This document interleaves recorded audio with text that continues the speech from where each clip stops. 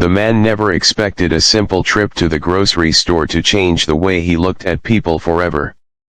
He was tired, overwhelmed, and just trying to get through the day with his little girl clinging to his side.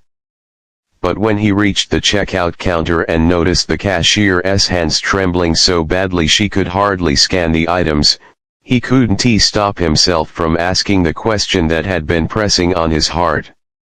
"Why are your hands shaking?" he asked gently, and her reply left him speechless. Before I tell you what she said, let me remind you, dear viewers, that stories like this remind us how fragile life can be and how kindness can heal wounds we don't see. If you believe in compassion, in love, and in the power of simple humanity, please take a second to like this video and subscribe to our channel, Kindness Stories, so together we can keep spreading these real and heart-touching reminders of goodness. The man's name was Daniel, a single father in his early 30s. His life had changed drastically 3 years ago when his wife passed away after a sudden illness. Left with his 5-year-old daughter, Lily, he had no choice but to learn how to be both mom and dad.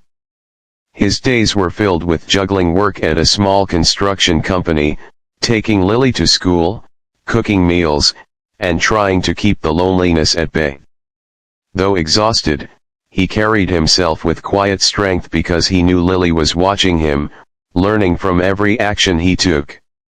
That particular evening had been a long one.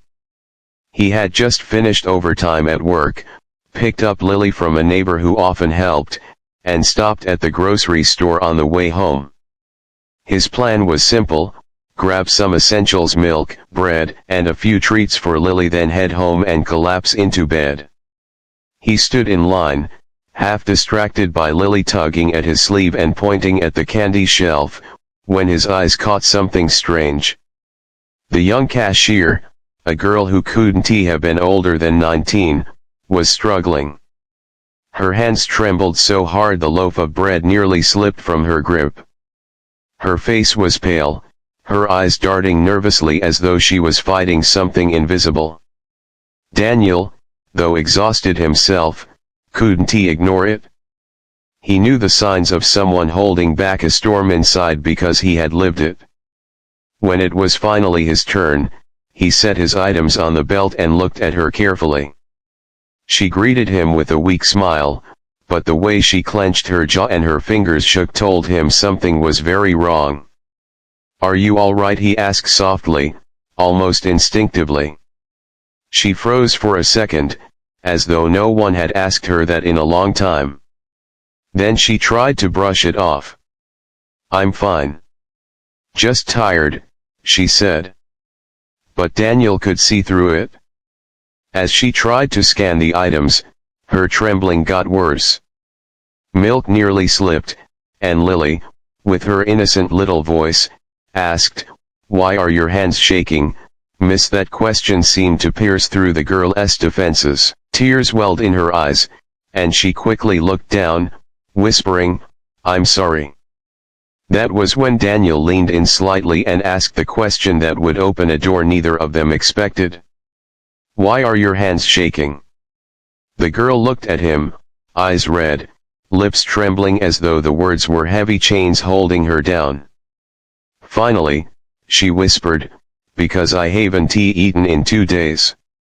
And I don't know if I'll have a job tomorrow." Daniel felt his chest tighten.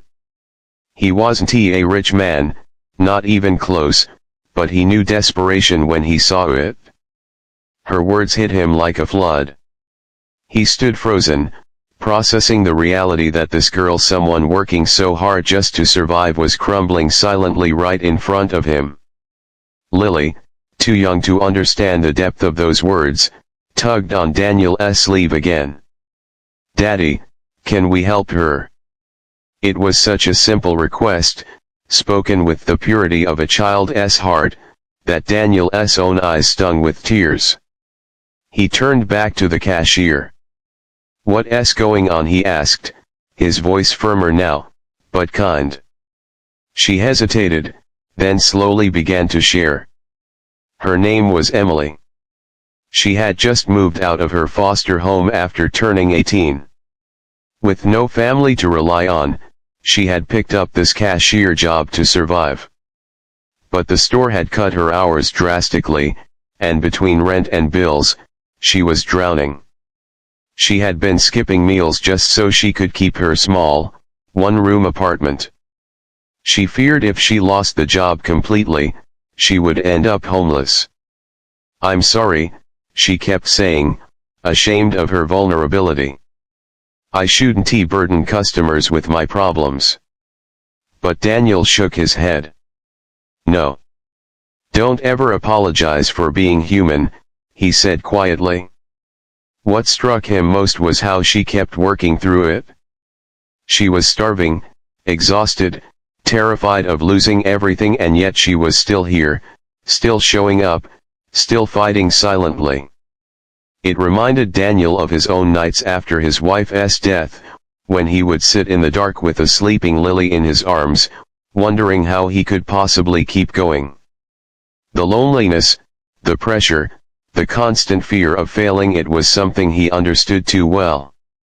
Without a second thought, Daniel gently asked her to pause the checkout. He turned back to the aisles and grabbed extra bags of groceries: rice, pasta, canned goods, fruit, bread, and even a few treats. When he came back, Emily's eyes widened. "Sir, I can't accept that," she whispered. But before Daniel could reply, Lily stepped forward with the innocence only a child could have. "It's okay. My mommy's in heaven, but she always told Daddy to help people. She said kindness is never wasted."